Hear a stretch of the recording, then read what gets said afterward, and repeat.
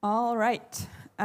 Okay, so let's do a quick round of intros before we jump into any questions. I've been here the whole day, but for those who just joined, I'm a board member of TechJo. That's one of the leading tech events here in Baltics, and I also work for one of the fastest growing startups in Europe. And yeah, been founding some things, been mentoring some startups.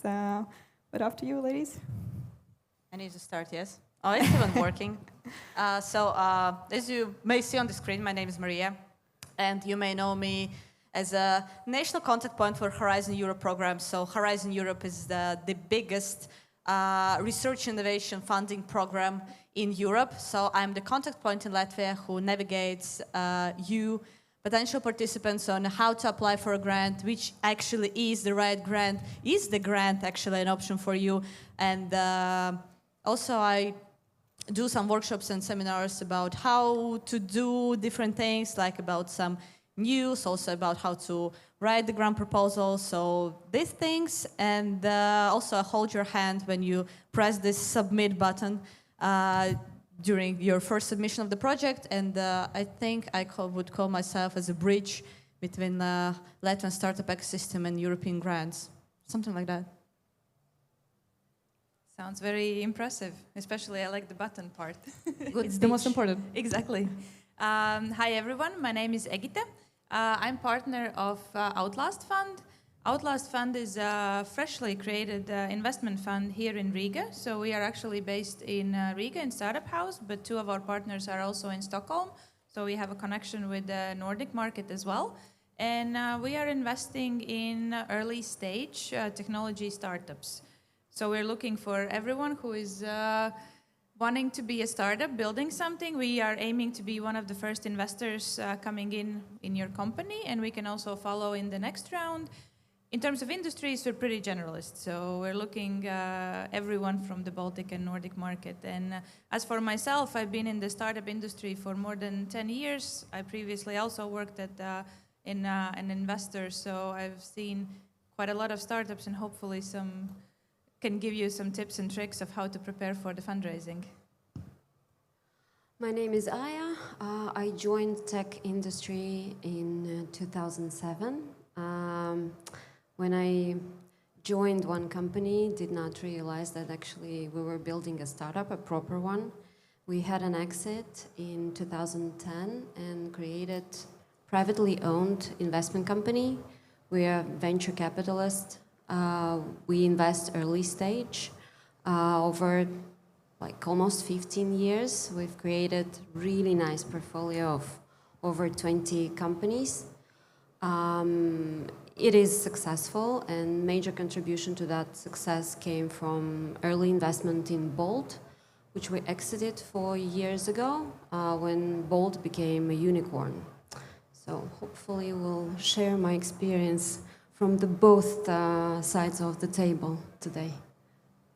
Amazing. Thank you so much for the intros, and to jump straight in.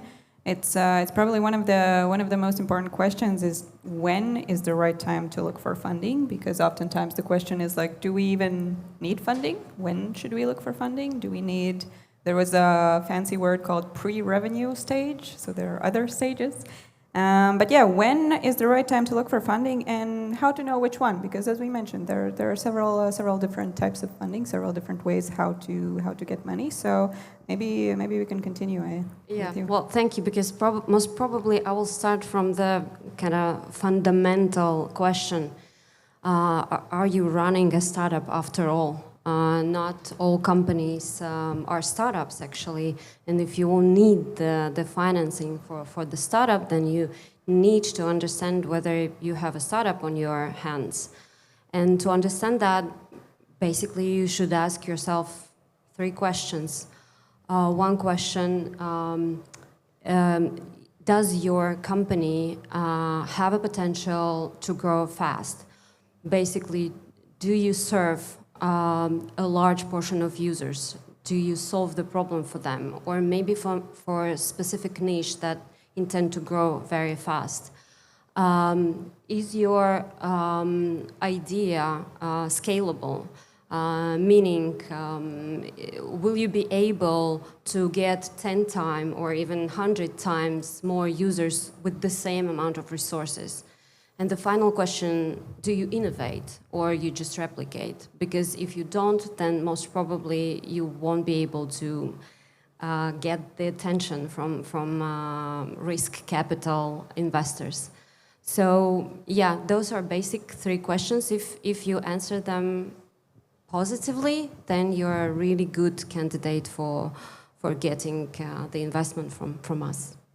I don't know about the Latvian Council of Sons, but I can maybe continue from, yeah, I think this is a very good start to understand if you're a startup or a business, which again, it's not good or bad, but there are different types of businesses and they require different type of funding. So if you're a startup, I would say then you need to also think about, I think there's not a stereotype or like a classical thing that everyone does is like, if you're a startup, you must raise funding because it's like written somewhere in the book of startups and investors, you must do it. And then sometimes I've seen companies, they're just coming and asking for money, but when we ask them, okay, can you explain me what exactly you will use the money for?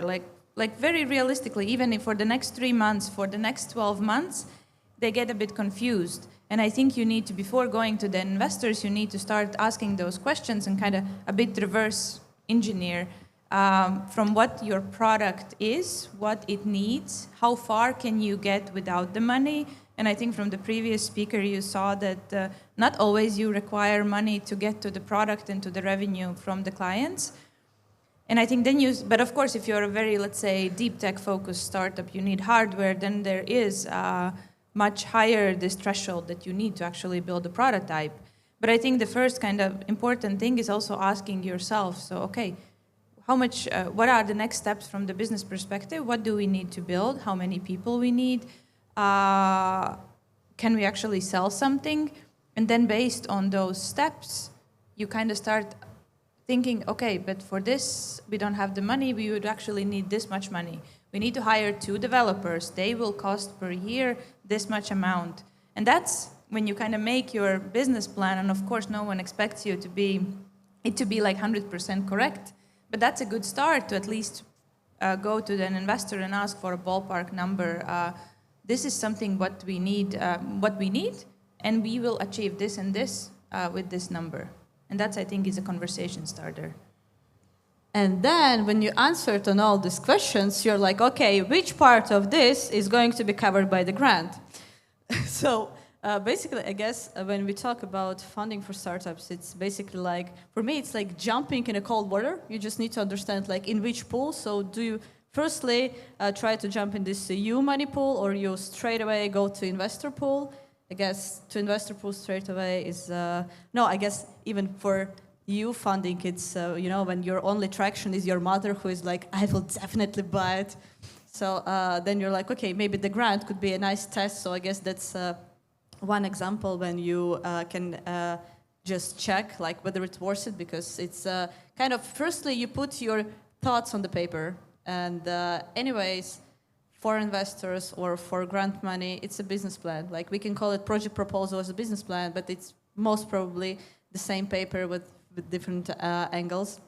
So you definitely will need it and would need it. And I guess this is the thing.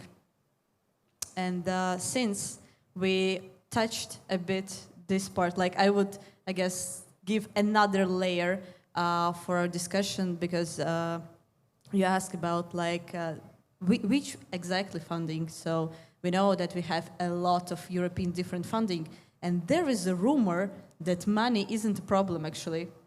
I don't know, maybe it's something new, but I mean... This is the rumor for those who have money. Maybe. Investors. Yeah. But I heard it from stage just 2 days ago that actually money isn't a problem. So, but I mean, overviewing a Horizon Europe program with the multi-billion funds, you understand how much money, and it's like equity-free money, so it's grants. So I guess you need to really understand for what you need this money, and then you need, I guess your first pre-check could be to speak with people who actually knows something about the grants, not to waste your time. I guess this will be the first red flag that I want to beware people, like, don't waste time on trying to dig into yourself. Ask the experts, ask the consultants. We definitely can provide you also with those who did. Then talk with the people who did apply for grants and receive the grants. Ask what the struggle it is to actually deal with the grant, because there is a rumor again, or misconcept or misleading thought that grants are free money. They are equity-free money, but you pay for a grant with your time. But I guess I'll give you the floor a bit to also wrap our discussion maybe from different angle. But yeah, that's a great point, and you already touched upon some things. So let's say, okay, we understand we need the money. We have a business plan, hopefully. We kind of know for what we need the money, hopefully. So besides a business plan, besides a plan for what we will use the money for and how much we need, what should be the things that founders should prepare? Either they're going for investors or either they're going for grants. Like, what's kind of like, what do they need? Do they need traction? Do they need a fancy website, TikTok, or something more practical? I can start. I love this panel. We'll be giving so many questions to the audience instead of the answers, probably. And my answer, I guess, to this question, it depends. But it depends on what exactly you're building. To summarize it, maybe to make it easier about the traction specifically, like I guess for grants it could be a bit different, but for investors the traction is one of the key elements because it decreases the risk. So if you can prove that your product or service is needed in the market, preferably not by your friends and family, but like people who don't know you, and use the product because of a real need. It doesn't have to be perfect. That still is the best kind of risk decreaser in the investor world, because it means that there is attraction. There is someone who is using it. Of course, you need to make it better and work on it, but at least that's something that proves it. What it is, it can be completely different for any startup. If it's something with, like if it's, for example, deep tech hardware, then of course you need a prototype. You need maybe a company or a user that is using it, has tried it, has touched it, or like, I don't know, has done something about it. If it's a software, if it's something maybe with social media, if it needs like a quick, for example, EdTech, we have in our portfolio one company that works with students and they're building like an AI flashcard tool. Super easy. They actually didn't get the money at first. They built the product, they released it, they used TikTok. They got like several thousand of users already, not even paid. And for them, that was enough because we saw that there is attraction in market. So I guess, again, it's the questions that you can ask yourself is what do I need? How can I prove that someone else needs my product and is ready to use it? Yeah, before we jump to the grants, let's speak about the investors' money. I wanted to have this opportunity and emphasize the importance of the pitch deck, actually. The pitch deck is really, really awesome tool for the founder. Usually the investors are those who are requesting the pitch deck. But if you go through all these questions that are covered by the standard, there's already some standard pretty much known to everybody. If you go through all the questions, you will learn about your business so much. And what I encountered also, that not all the founders can correctly state the problem that they are trying to solve. And this is a really challenging part. Just recently, this week, I received the pitch deck, and the problem statement was that there's no unified way to connect businesses, events, and users. This is not a problem at all. Why would I bother to look how you propose to solve this if this is not a problem? This is a statement.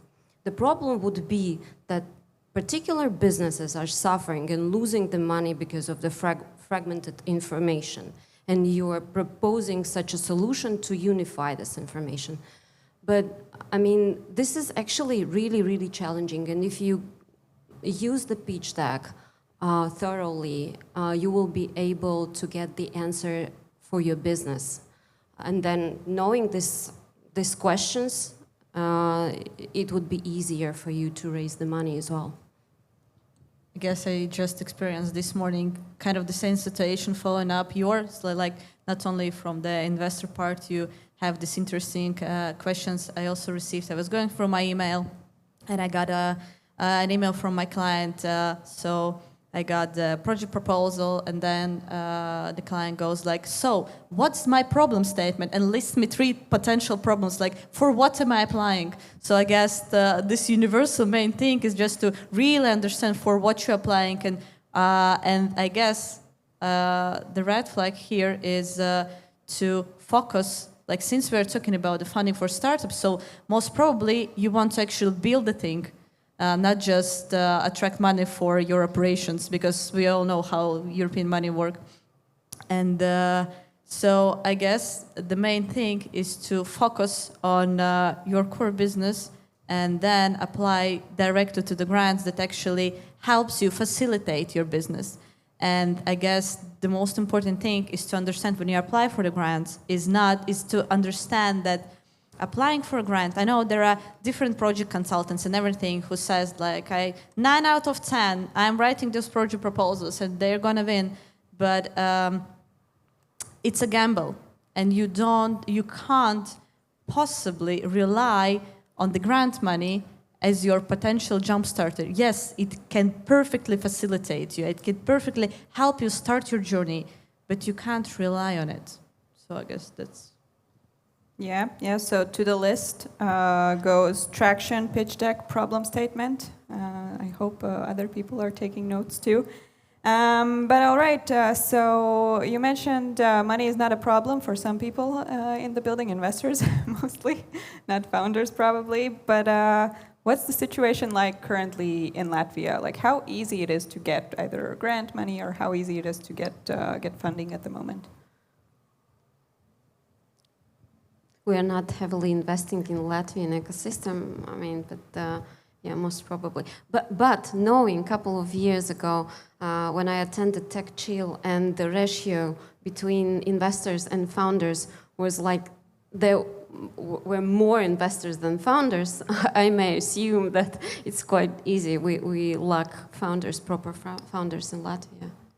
Yeah, I think in terms of the investors, exactly, well, I can just tell that Outlast is one of the 3 funds that now has recently launched, and each of us have 21 million available for early stage startups in the Baltics and Nordics, so it's in total 60 million for everyone to take and pitch and try to take the part of it. So I think in that sense, there is a lot of money in the market. But of course, the investor money also comes with the different like strings attached. We have to validate the business, and that's also something that we need to check. So it's not just come, apply, and get the money, which I think sometimes people think that of the grants, but I don't think that's the actual case, that it's like, oh, you just go get the grant. But I think there is a stereotype that it's... With grant money, the tricky part is timing, because I was kind of thinking through the questions before our panel.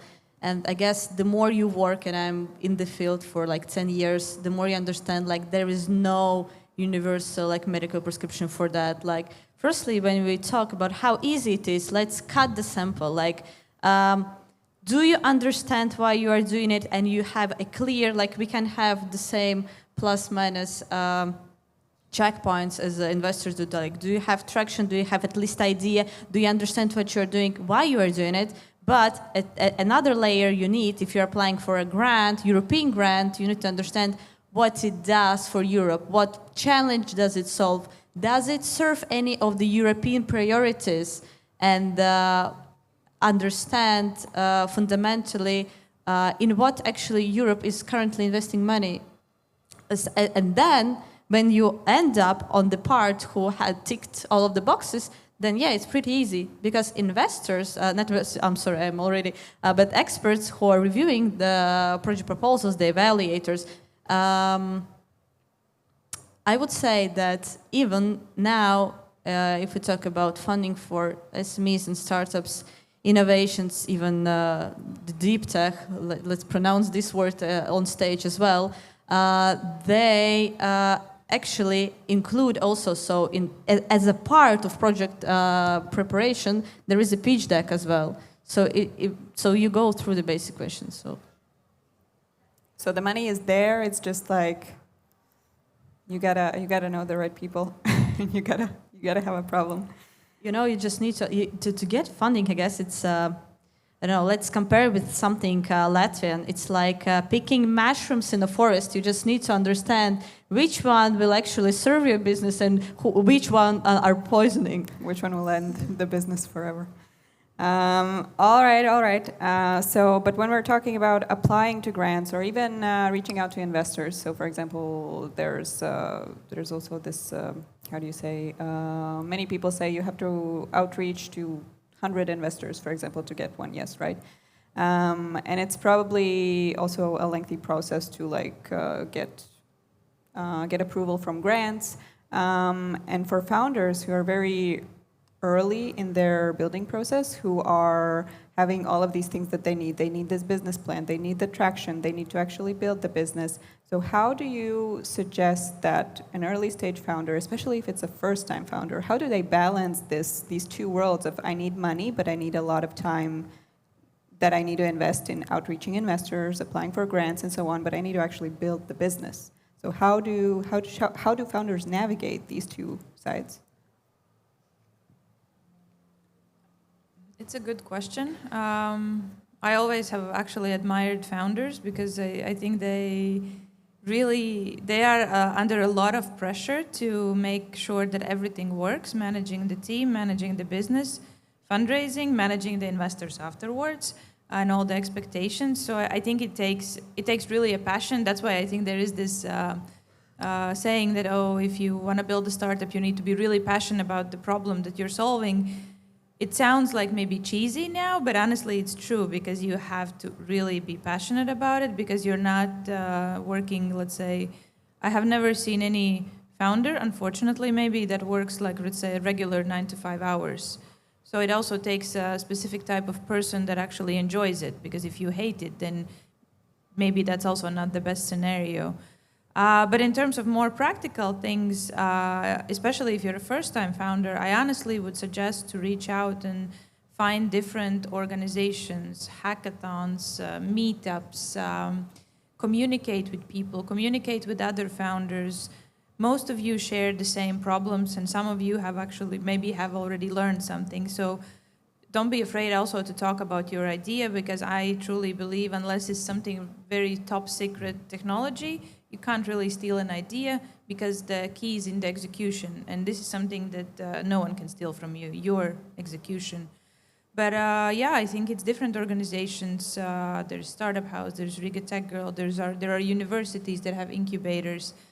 And the good part is you can also meet investors there. Like all of us, I think, go there, mentor, meet with people. We can also give some guidance on already some specific idea. Just don't be afraid to reach out and discuss it with something that you have in your minds.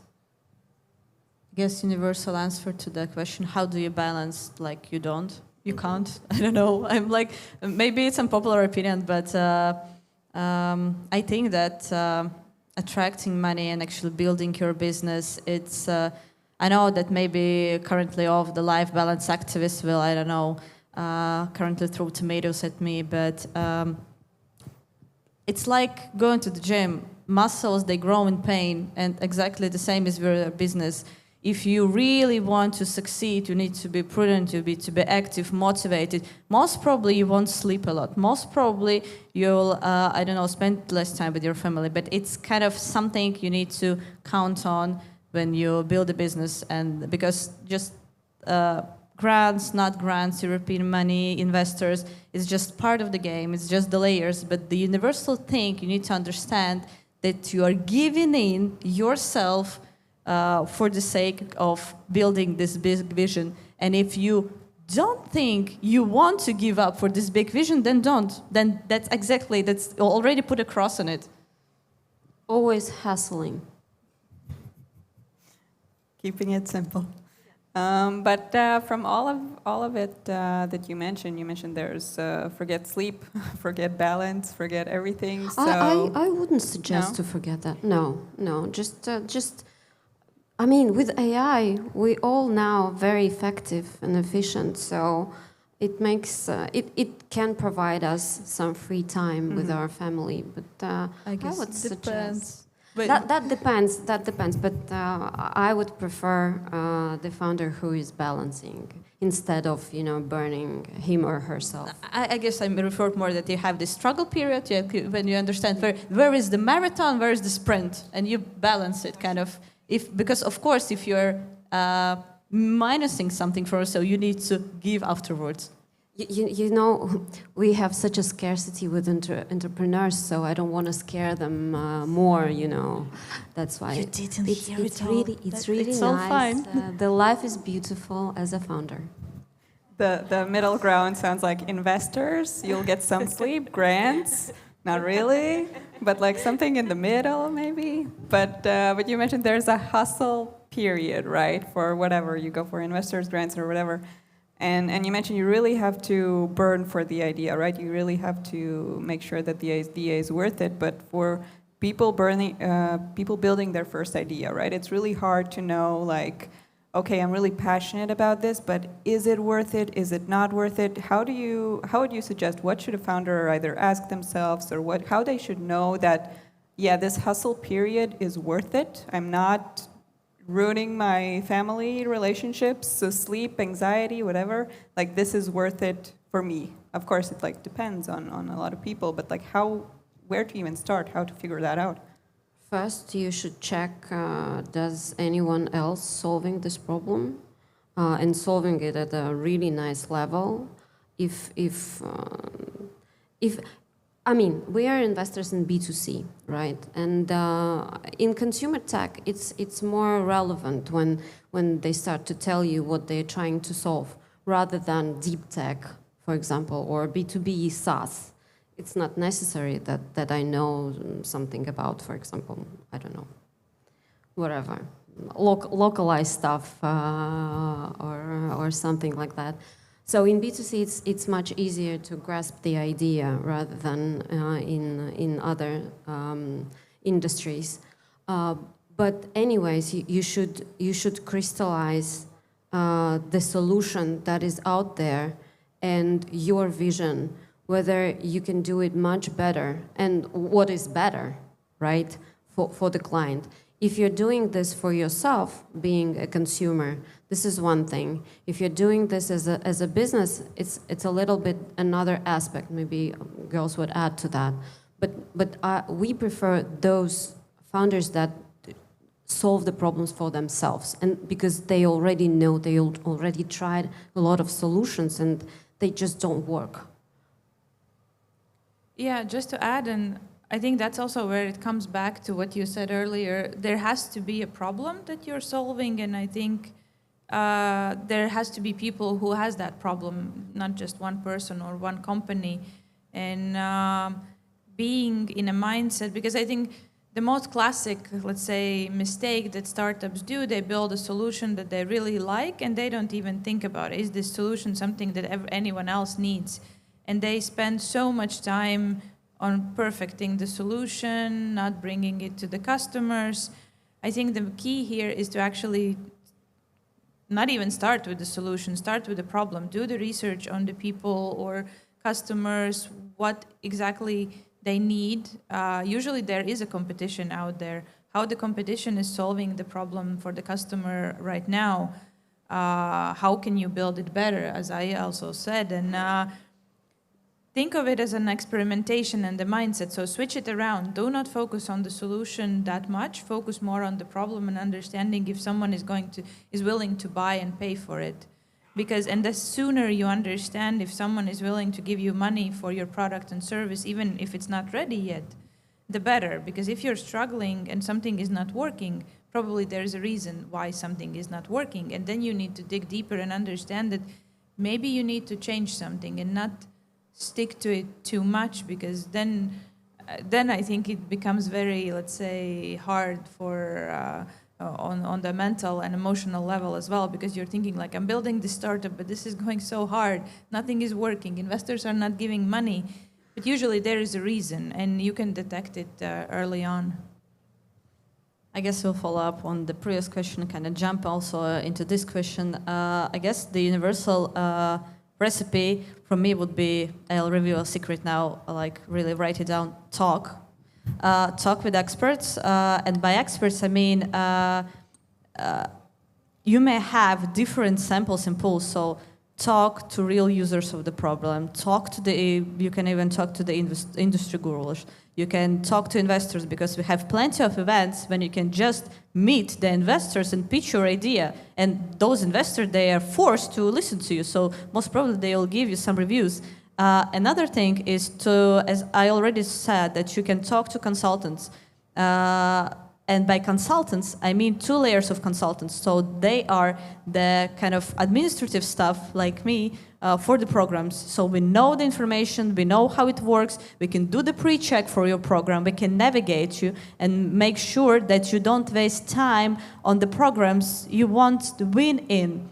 Because there's a simple statistics. If you look at the grant and you see that it's 5 million and the European Commission is going to grant one project, and you are not an experienced, project writer or some consortium or something, that just don't go there. It's pointless. We won't get it. I mean, I don't want to be pessimistic. I'm being just, let's say, statistically backed. But also there are consultancies. So there is, for European project, there is a European network of innovation consultants. I guess that's the correct name. So there are multiple companies from every European country. They provide services, consultancy services for different startups at different stages. Because one thing is to understand what is your problem. The other thing is to understand at what stage you are, because and what actually is startup we're talking about? It's just me waking up what if, am I a startup? Kind of, maybe, because somebody really thinks that it is a startup, and even for that we have grant, and also everything that goes after, you can also attract money for it. And also European Commission has perfect current services of grant blended financing, that it's grant and equity, so we're blending this word. And I guess just to finish the thought about not evaluators, but the consultants, they usually provide a first free consultation. So you just, and you don't even need any NDA or anything with them, because it's by default, it's integrated as the same as with the state NCP services. It's integrated in our work agreement. So you just say basically your idea. And I guess what you just Egita said, that the key is to steal your idea, really. It's more about the execution and how can you move with that, and they can just save you time. They can say no, this idea won't fly in this grant, or don't waste time, because I know the startup that exactly is doing it and it's backed by, I don't know, BMW. So because the industry gurus, they have a word. All right, before we wrap things up with the last super simple question, there was a mention many times of are you really a startup? What is a startup? So one, of course, you can look it up, but actually there is also a definition in Latvia. There's a startup law. So if you're thinking about, am I a startup? Maybe don't think about it word by word, how it's written in the startup law, but you will get a perspective of, okay, am I a startup? Because there's many different shapes and forms of startups. But the last thing that I would like to wrap up on, we talked a lot about, okay, look for investors, look for events, look for consultants, look for all these things. Where to look for these things? Okay, we have some people here in the event, right? But how do you see, okay, that person is an investor, I'm going to pitch to that person, because maybe that person is a salesperson in another company and you're pitching, hey, give me money. So where to even look for these people? Usually they wear the vests, how do you... The Patagonia vests? Patagonia vests, yes. If you see the guy in Patagonia vest, it most probably is an investor. Yeah, but I mean, there's a lot of investors out there, and I suggest you should do your homework and prepare and select the investors that invest in your industry. That would increase the success rate for you. Angels, the same with angels. They should be from the same industry because they would understand the problem better, and they would catch up faster, so to say.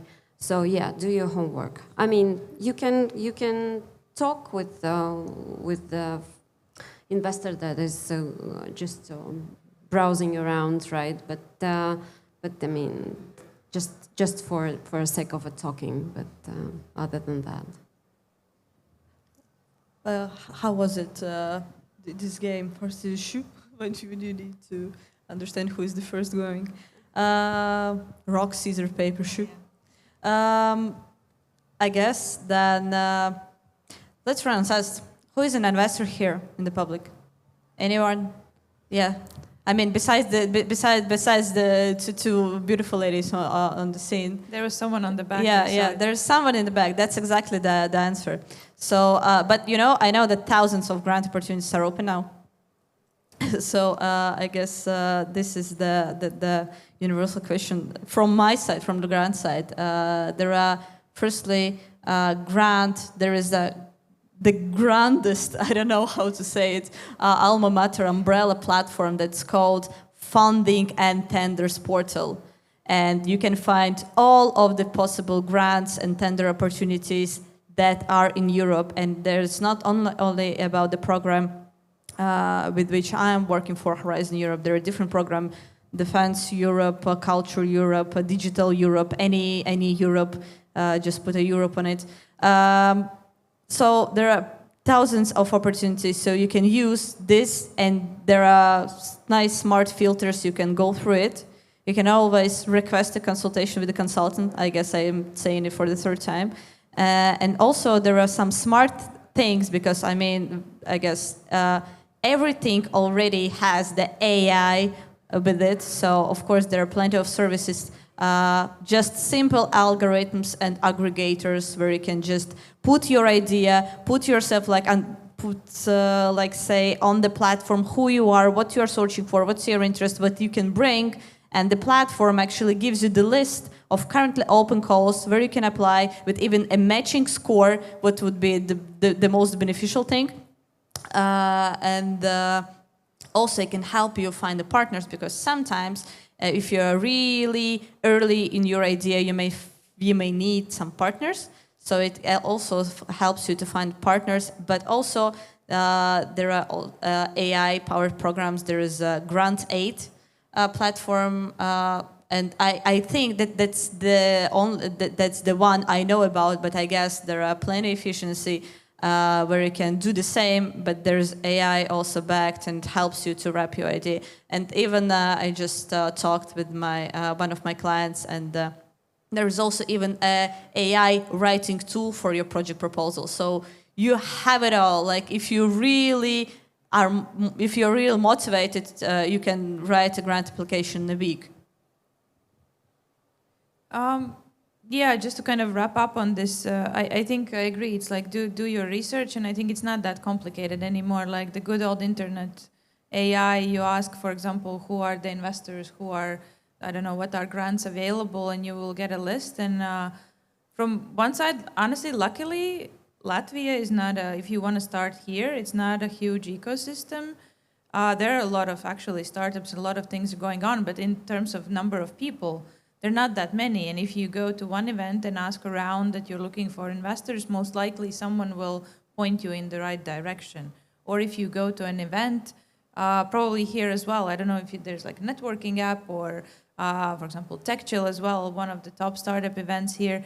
If you go, they have a networking app, and you can see who are investors. And you do a little bit of research, because I think that's also important. For example, if Aija is investing only in B2C, and if you're building something to B2B, there's no point of going to talk to her, or other way around. Like if we are mostly investing in B2B, so if you're a B2C startup, we might not be the right investor. So do a bit of research. The same with the grants, exactly. like check what are the criteria from what they are made of, and just do like a bit of a CRM for yourself, like a list who might be your target audience. Check on LinkedIn. I always encourage people like to do a little bit of, let's say, stalking, for lack of a better term, but it is what it is. Like, there's a lot of information available. Even on our website, you can see all the partners, you can see our LinkedIns, what is our experience, and just try to estimate or like a guess basically who could be the best investor and try that.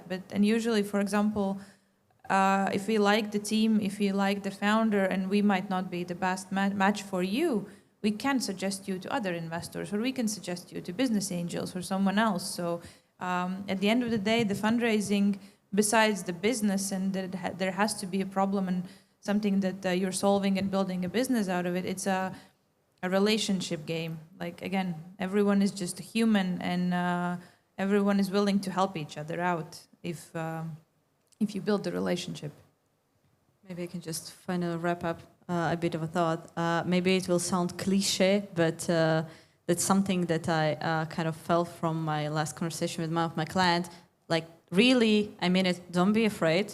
Like, people are not biting, because if some of you might know, there is a delegation from Latvia going to Slush, so we picked startups, and one startup potential didn't get into this amazing opportunity. So what he did, he wrote to the Slush organizers and asked, hey, I didn't go to I can't do it through the Latvian Slush delegation, so maybe you can fancy me a ticket. And they're like, yeah, okay. So he's still going to Slush. That's the point. That's hustling. Wow. Okay, nice. All right, well, thank you so much, ladies. We're out of time, so we're not going to do questions from the audience. Can I ask one question to the audience? How many of you are the founders of the startup?